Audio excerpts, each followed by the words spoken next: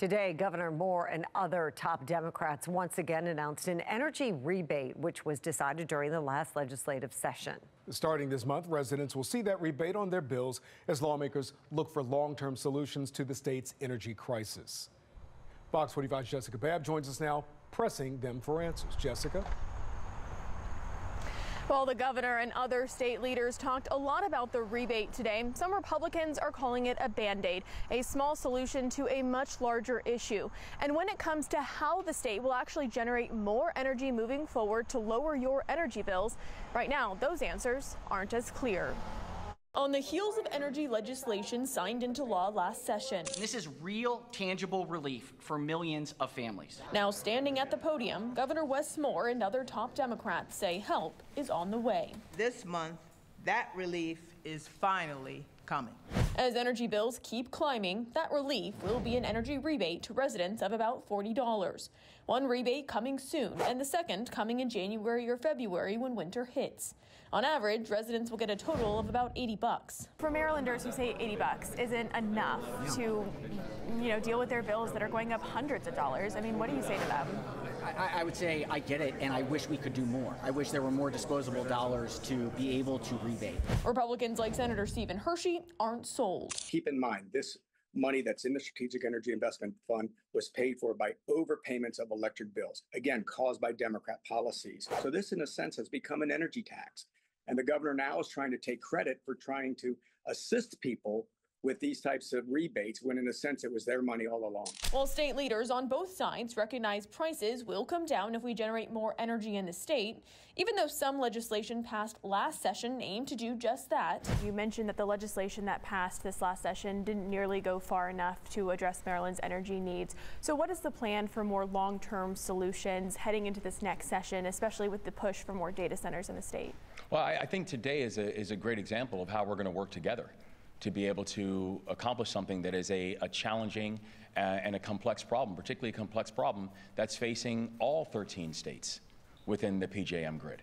That we understand how important it is to make sure that we're increasing a variety of different options. It's the reason that we are so encouraging to say that solar and wind and nuclear options have got to be on the table, and why it is so disappointing seeing some of these decisions that have come from Washington, D.C., taking these options off the table, which is essentially decreasing supply options, which is going to increase prices. And how will you make sure these projects actually get online to generate more energy?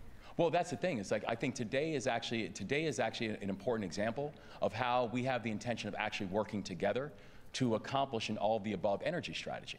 That we know this is going to take, there's not one singular bill that is going to solve for this. Governor Wes Moore having few concrete answers to what long-term solutions will look like. But Senate President Bill Ferguson says lawmakers will have to go back to the drawing board. I was very hopeful in leaving session that we would have a mix of dispatchable energy options. I have to be honest, the bill that passed at the federal level, the big budget bill, really decimated renewables. We're going to have to look at this session and come up with some alternative options. I'm hopeful that we will see some either natural gas and combination of wind and solar that will come through, but we got to be realistic. So I know last session a lot of Democrats didn't want to support natural gas, obviously with the clean energy priorities.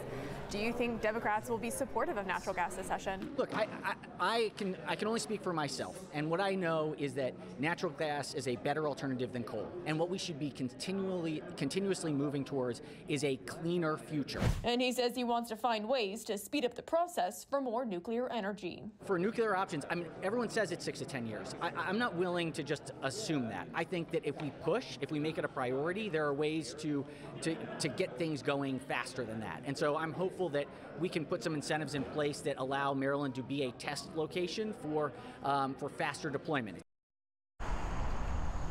Now, during the press conference, Governor Wes Moore also pointed the finger at PJM, the regional grid operator, saying some of their processes have led to these higher energy bills. But Senator Stephen Hershey says it's still up to the state of Maryland to generate more energy to meet our needs. Data centers also came up, and Delegate C.T. Wilson says he plans on looking into legislation to make sure data centers don't come to Maryland at the cost of ratepayers. Live in Baltimore, Jessica Babb, Fox 45 News.